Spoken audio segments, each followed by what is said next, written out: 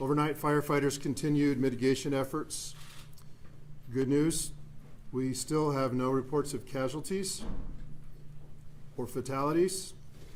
The one missing person we had last night has been accounted for and is well. So that's awesome news, and actually, I think, given the events that we had yesterday, pretty miraculous. We were fortunate that the winds dissipated last night.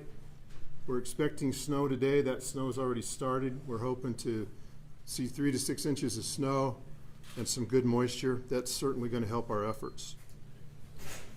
This morning, Governor Pelle, myself, and others flew over the area to assess the damage. We know there are approximately 2,000 homes in the burnt area. We certainly did not lose 2,000 homes. We did see entire subdivisions, as I talked about last night, the west side of Superior, Old Town Superior, that are totally gone. That accounts for easily for 500 homes.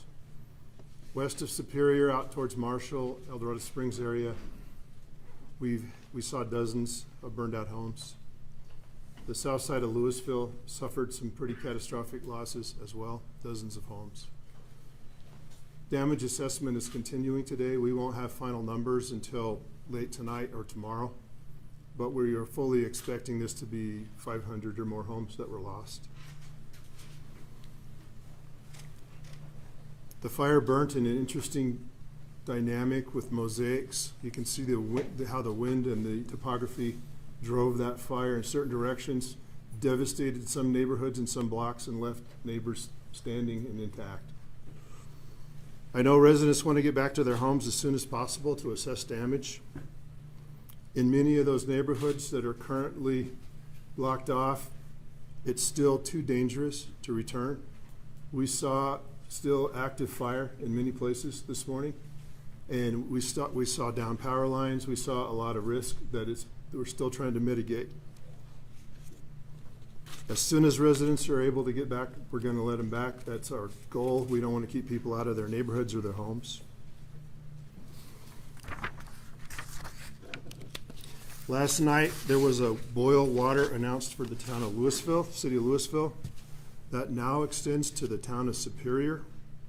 The issue is water pressure was lost in those communities, and so water is potentially contaminated, even domestic water, and it'll need to be boiled in those areas in the southern part of the county around Louisville, Superior, and in Superior.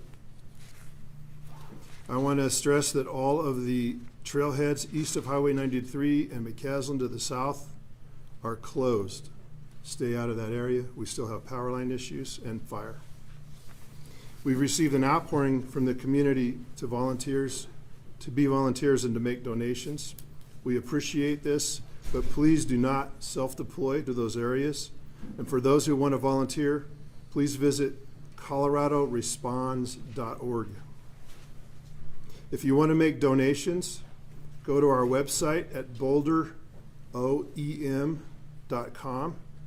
There are details on how to make donations and how to register and be available through the Red Cross or the Community Foundation of Boulder County. We have a community call center established. This call center has information concerning the fire's impact on Boulder County and can be reached at 303-413-7730. 303-413-7730. Again, we ask if you have general questions about the fire, your neighborhoods, road closures, please call the call center. Do not call 911. I'm going to turn that over to Governor Pelle now. Thank you. Thank you, Sheriff Pelle. Just moments ago, we did an aerial reconnaissance mission thanks to the Colorado National Guard of the areas impacted. We were able to do it in the brief window before the snow, and how grateful we are that the snow has started. There were still some areas with active flames. Mostly it was looking at the neighborhood level devastation. As the sheriff indicated, there's neighborhoods where, because of the nature of the fire spread by gusts of up to 105 miles an hour, it would spread to a house here or there, over other houses, past other streets. very unusual burn pattern. And the other unusual factor is just as in the blink of an eye. This was a disaster in fast motion, all over the course of half a day, nearly all the damage. Many families having minutes to get whatever they could, their pets, their kids, into the car and leave. The last 24 hours have been devastating. It's really unimaginable. It's hard to speak about. Like many Boulder County residents, I have texts and voicemails from friends letting me know whether they're safe or not, what they've lost. I also spoke to the president just before this press conference. The president called. He offered his support for the people of Colorado. They also gave verbal authorization. The president approved the expedited major disaster declaration, and that'll be finalized and papered in the next couple hours. What that means is it allows those who suffer loss, small businesses and homeowners, they won't have to wait for the preliminary damage assessment for housing and small business assistance. So that will be forthcoming very soon because of this disaster and the actions that the president took. And the president sends his regards to the people of Colorado and those who are directly impacted. This hit close to home for so many of us, literally in some cases for those of us who live nearby, but also in terms of this being a fire that wasn't a wildfire in the forest, it was a suburban and urban fire. The Costco we all shop at, the Target we buy our kids' clothes at, all surrounded, damaged. Nearly 1,000 homes in two very tight-knit, beautiful communities that our state has are gone. And, you know, we talk about houses destroyed, but each house is not just a house, it's a home. It's a sanctuary of comfort for those who live there. It's a reservoir of memories where families were raised. You know, it feels like we've experienced enough loss and tragedy these last 2 years, and then yesterday happened over the course of several hours. This is our community, and to watch it burn so quickly, so unexpectedly, is something that I think we're all just struggling to believe and understand. So different than fires that over a period of weeks and months develop.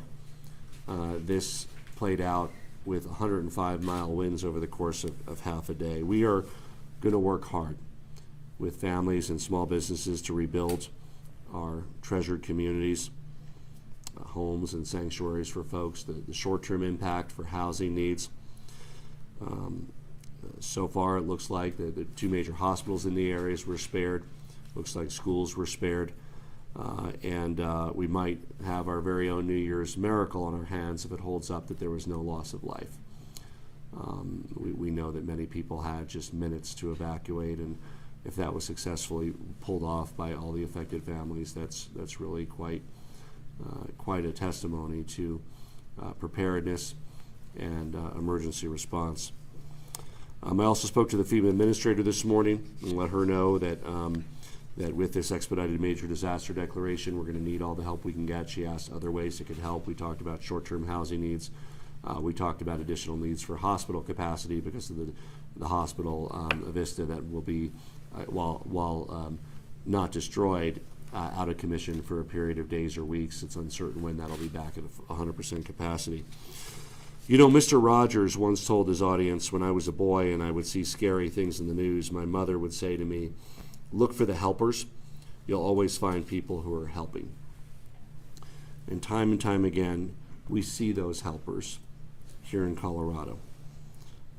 Sheriff Pelle, his deputies, Director Stan Hilke, National Guard, hundreds of brave firefighters from municipal fire departments across the Denver metro region, law enforcement, first responders. Many of these brave men and women themselves lost homes or were uncertain whether they even had homes to return to, but they stayed on the job. And on behalf of a grateful state of Colorado, we want to say a profound thank you to everyone who's helped. I'm now going to say a few words in Spanish.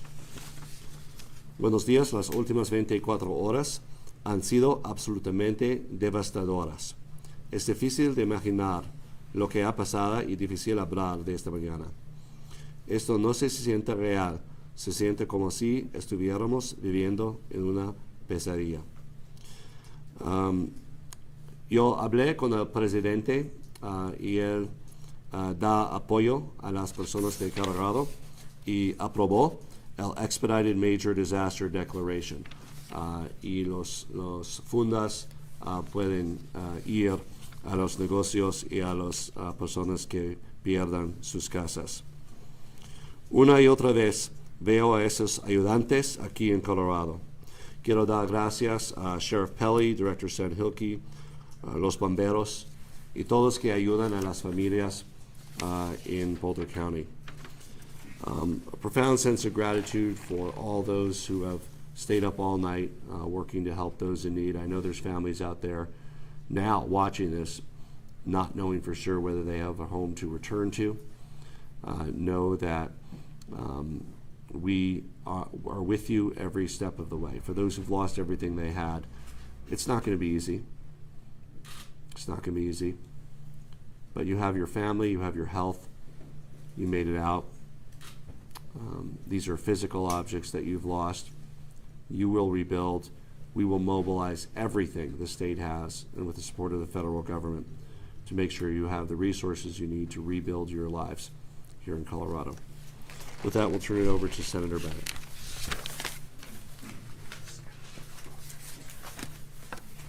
Thank you, Governor.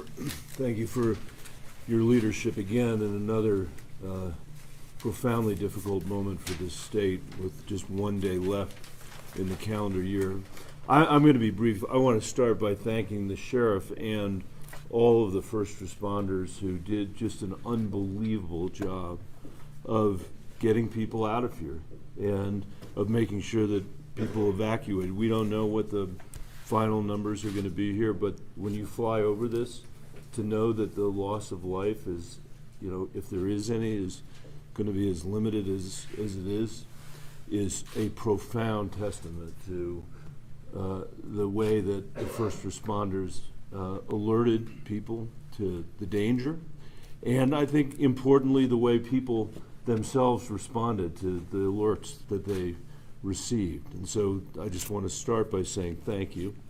And second, I want to thank President Biden for responding so quickly here, and you have my commitment, and I know the commitment of the entire congressional delegation, to do absolutely everything we can to work with the governor to make sure that the full measure of the federal government's response and is brought to bear here.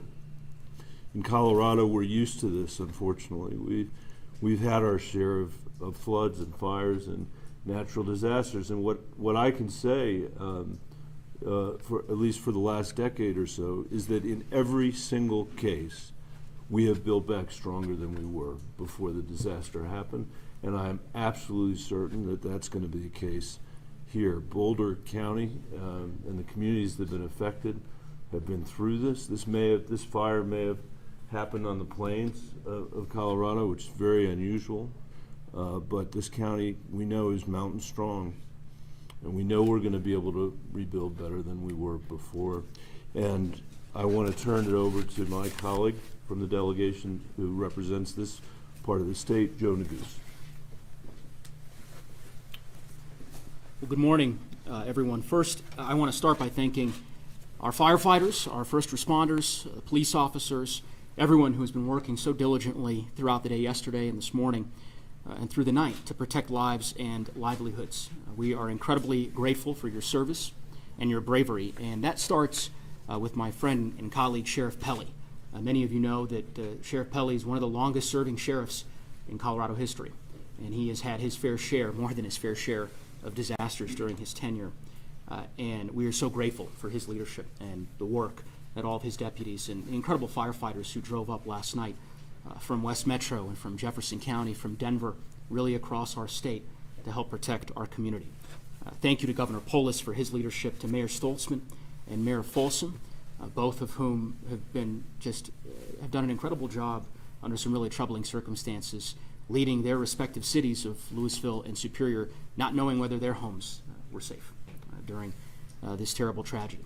Yesterday was a devastating day for Boulder County, for Superior, and for Louisville. These fires, as you heard the governor say, are unprecedented.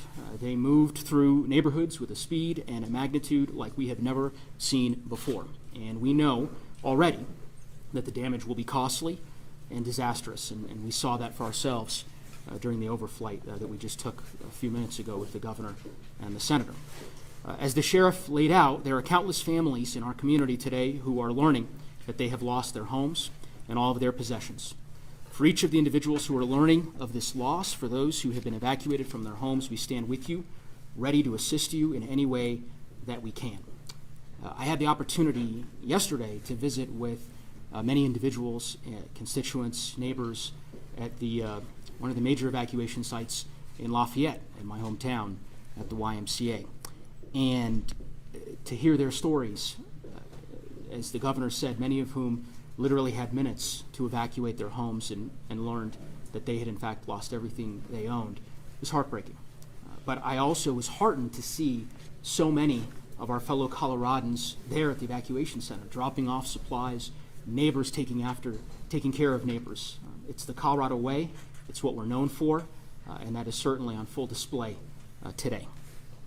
Our prayers are with everyone impacted by the fires. It's going to be a long road to recovery. We are grateful that FEMA gave swift authorization yesterday to the FMAG grants that were necessary to help battle the flames, and grateful to President Biden for his swift approval today of the major disaster declaration, which will be critical in terms of bringing federal resources here to Boulder County and to the many homeowners who have lost so much, for folks who are looking for housing assistance, small business assistance, and so forth. We'll be working with FEMA over the next several hours and with the state and local leaders to ensure that those resources are brought to bear as quickly as possible.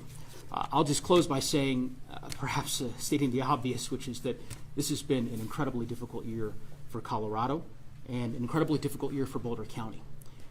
But we have been faced and tested with challenges before, and we've always risen to the occasion. And I have every confidence that we're going to do so this time around. And with that, I think we'll open it up for questions. Sheriff Pelle, any update on the origin? 1 second. Commissioner, Senator, Mayor.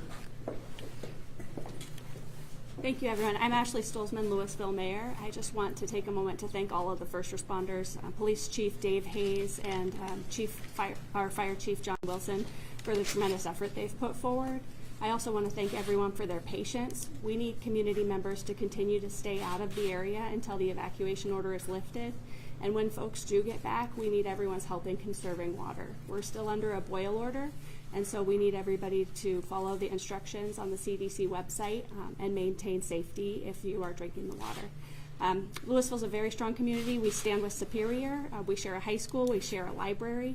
And we're going to get through this together. We've supported each other nearly for 2 years through the coronavirus pandemic, and we'll continue to support each other and work through this. So thank you all for your patience, and please continue to follow the instructions on the OEM website.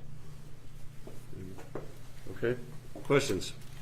Governor, Sheriff, any update on the origin? Any reason to believe it's anything other than high winds, a power line, sparks, and dry grass? We do know we had power lines down in the area of the origin of the fire. The origin of the fire hasn't been confirmed. It's suspected to be power lines, but we are investigating that today. And we have folks on the ground as we speak trying to pinpoint that cause. Anything else being investigated, Sheriff, other than the power lines? We're investigating anything we find out there. Residents would like to know about containment or plans for the fire today. The fire, the snow has started. Absent any major changes in the weather, there's very limited potential for additional negative impact. There are still some smoldering flames. There's finalization, but at this point, as long as the weather holds up here, there's not going to be substantial additional damage from this fire. And I want to introduce a hero, Mike Smith, Smitty. He's been the incident commander on this fire since it started, and is hopefully being replaced today by a federal incident manager. But he's done a hell of a job on very little sleep, and so he's available for those type of questions as well. The governor said there were nearly 1,000 homes lost. Is that accurate? So it's all a good guess right now. As I said, we know we lost approximately 500 homes around Superior, the west side of Superior. We saw dozens of homes burned out in between Superior and El Dorado Springs. We saw dozens of homes burnt in the south part of Louisville. I would estimate it's going to be at least 500 homes. I would not be surprised if it's 1,000. We also saw in the aerial reconnaissance there were some homes that were partially destroyed. There were areas where there were roofs that were burnt out. So in addition to completely destroyed homes, with burn pits, there was a number of damaged home and damaged commercial properties as well. So some were totaled, some were destroyed.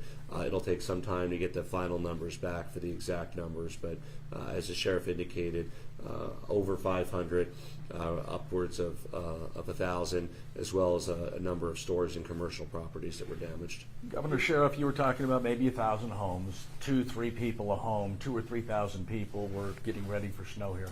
How are we going to house all of these people? What are the plans? Realizing it's early, what can you share with those that are wondering where they can go, what they can do? Yeah, well, there's temporary emergency shelters, and those will, of course, serve people as long as needed. This was also a topic of my conversation with the FEMA administrator and the president about what FEMA can do to help support some of the medium-term housing needs of members that want their kids to be able to return to their school, want some sense of normalcy before the actual physical rebuilding of their home can occur. So that's going to be a priority of our administration, working with the federal government to provide as many options to people as possible. The county and the sheriff did a great job standing up the emergency shelters, and it's my understanding there's about 200 people currently at the emergency shelters. Again, many have fled to stay with friends or in other areas, and that will likely continue as long as it's needed to serve those 200 people. Usually in these type of events, that can be a matter of weeks. What's the strategy for mitigating this fire? It had to have been incredibly difficult with those fires. And talk to us a little bit about what your firefighters went through, please. Smitty, go ahead. So our strategy from the beginning was life safety. So with the winds the way they were and the fire behavior from the initial start of the fire was moving basically at the same speed of the wind and the light fuels. So our priority was to work in conjunction with our partners with law enforcement, EMS, and fire to get people out of the way. We didn't actively fight the fire for the first few hours. It was really about life safety. As we started to get a little bit of ahead of the curve, we started to be able to anchor into some of the places and get some good firefighting done. But our priority through the entire event was life safety for both public and firefighters.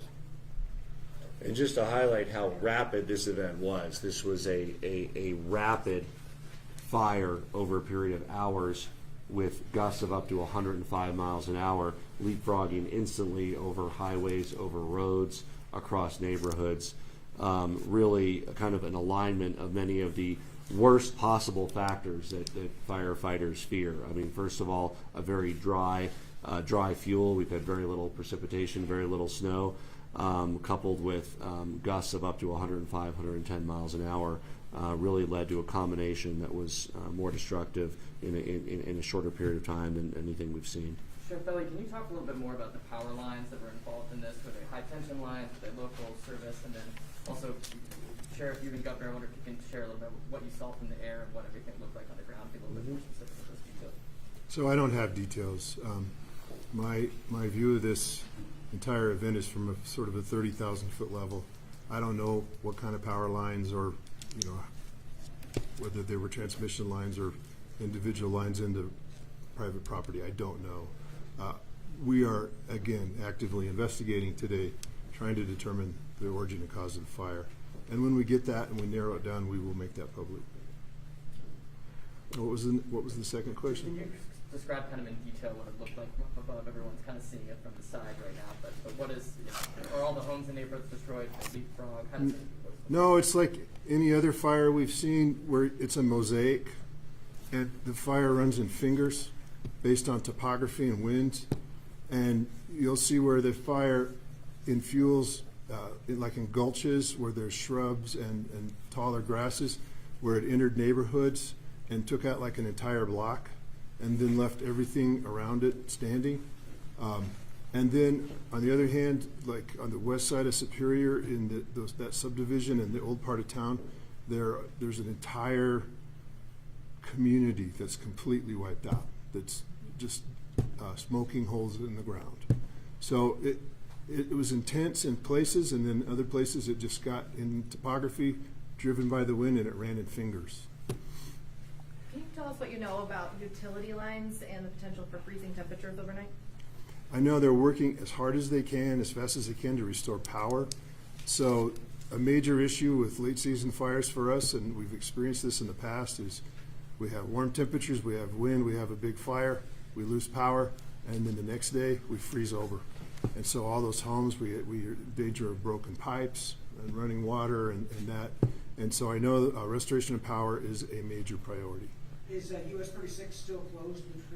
When will it reopen? Do you have any? It is still closed. We're still continuing to do damage assessments along the road. We are looking very hard at how quickly we can get some of those major thoroughfares open, but I don't currently have a time. Did you all hear that okay? Sheriff, unconfirmed calls to our newsroom that there were fire hydrants in Louisville that might have been dry or not operating yesterday. Any confirmation, any information on that line? Yeah, they were having water pressure issues, but here's what happens when you have neighborhoods burn out. The individual homes start leaking, right? And then the pressure to those individual hydrants becomes less and less. And so I know they were having problems with fire pressure or water pressure. That's actually not unexpected in a major event like this. Sheriff, you said one missing person had been located. Are there any other indications there are missing individuals? No, we don't have any. We don't have family members calling in, telling us they can't find Aunt Rose. None of that. The one lady that was reported last night was found fine. It's unbelievable when you look at the devastation that we don't have a list of 100 missing persons, but we don't. And so, again, I'm hoping that's a miracle because it would be, given the circumstances. Any other utility issues, gas lines, anything else like that to be aware of or to get back in operation? We're working closely with Excel and all the different power providers in the area to do quick assessments on where we can. Like was alluded to previously, one of our big concerns, and we've got a group specifically working on how we're going to restore power where it's safe, to make sure that the power lines are inspected before we re-energize and that the gas lines are all intact before we do that. So we are actively working on that. As far as major transmission lines or gas infrastructure that's been damaged, I don't have any information on that. Thank you. Sheriff, Governor, lots of calls to our newsroom from people wanting to know if their homes are still standing or destroyed. What is the best way you recommend people to get that information? You're obviously limiting access in some areas. What do you say to those people that want to know? So once the damage assessment is done address by address, we'll be able to post a list of homes that were lost. That won't happen for a while. That will take at least a day to accomplish that. There is a map of the burn area that will be posted on the Boulder OEM website. Please keep in mind that only a portion of the homes in that burn area are affected, and there are a lot of unaffected homes. There will be the ability, I think, soon for flights, that kind of thing to give more information to the public. But right now, I can't provide information on specific addresses. How satisfied were you with your readiness level and the equipment you needed to fight this best you could, sir? For the hand that we were dealt, I don't think that we could have done a better job. The initial response from the local fire departments, then stepping up through the county response, the delegation to the sheriff, and then the cooperation through with the governor's office, through the state DHSEM and DFPC were both fantastic. And I think the collaborative effort really did show the preparedness level and the amount of preparations that we've done here in Boulder and statewide as well. Yeah, there's no technology or equipment that's available to have halted this kind of fire in its tracks with 105-mile winds and the dry conditions and the fuel that was available. But the firefighters, the sheriff, the state assistants, they did everything they could, as you said, Smitty, with the hand that they were dealt. Governor, you've dealt with a lot of challenges in the past 2 years with COVID. You talked about what you saw from the helicopter. Can you let us inside the emotions of what you had to watch in that helicopter?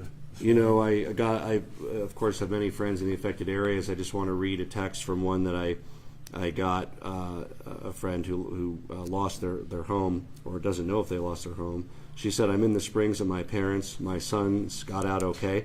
We may not have homes tomorrow, but we have each other. I'll miss the treasures we've collected for the last 30 plus years, and while not replaceable, that's not people. And remember, we will have homes. A house is made of sticks and stones. A home is made of love alone. With her attitude, the people of Colorado are resilient. The people of Colorado are strong. They will build back. This has been a tough few years all around. The 3 largest wildfires in the history of our state.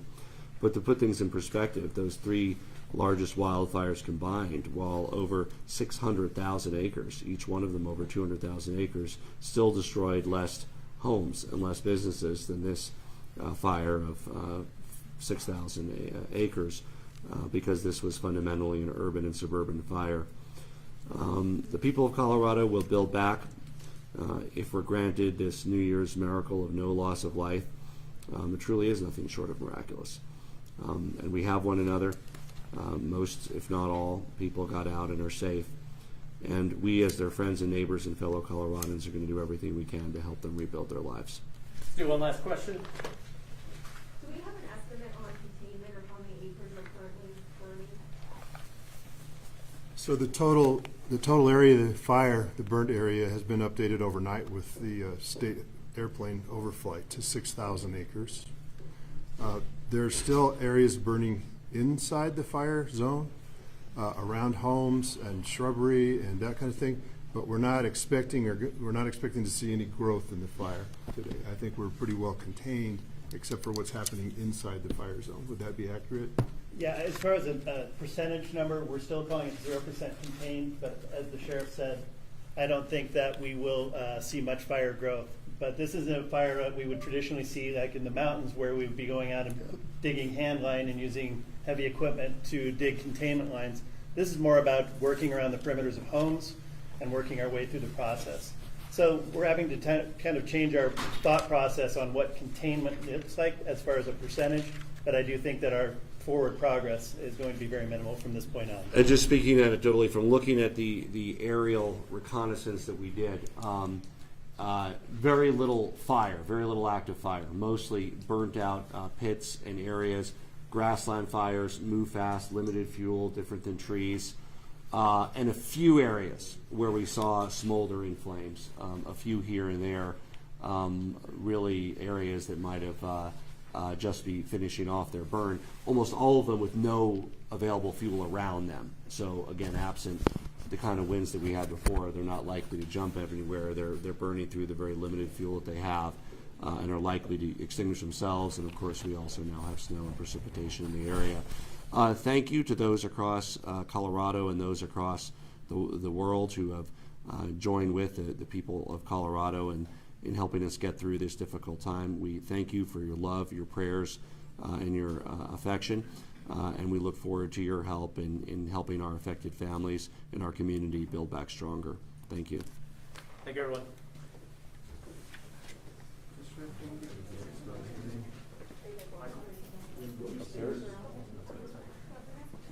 As you mentioned, we are posting that map online digitally. We do have a couple paper copies if you needed them or something.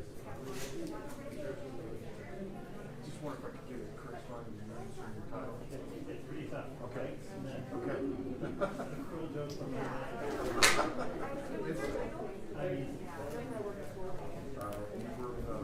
I work for Boulder Fire Department.